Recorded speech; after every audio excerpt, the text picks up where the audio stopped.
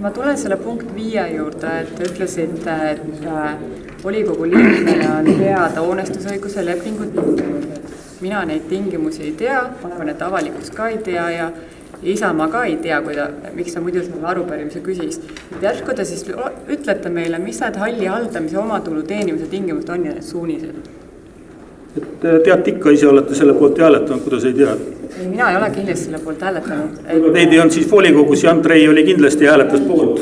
Ei, aga vahet ei ole selles mõttes. Te ütlesite, et Isamaa ei tea, ma ütlen, et teab. Jalgpalli vastu pole veel midagi kunagi olnud. Ja, minu küsimus oli see ju, me ju ei tee neid arupärimisi siin sellepärast, et me ise teame, mis vastuseid me ootame. Me tahame teada täpselt ju.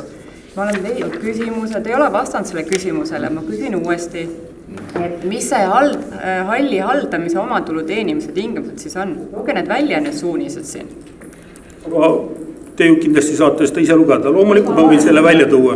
Looge välja siis praegu. Ma küsin, mina ei tea, kus mina neid leian praegu siit. Mina tahan neid kuulata praegu siin volikogus. Seal on väga selgelt sätestatud, et... Te vist ka ei tea neid? Te valetate, miks ma teile hakkan vastama. Ma tean väga hästi, mis sinna kirjutatud. No, siis ma kuulen. Mulle ei meeldi teie toon. Mulle ei meeldi ka teie toon. Ma ei vasta teile. Selle protokolli või? Olge protokolli see, jah? Kõva sõna.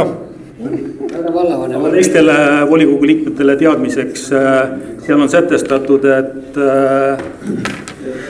vald ei hakka seda halli doteerima, seal on väga selgelt see välja toodud. Niisugune nähvamine oli, pidevalt nähva.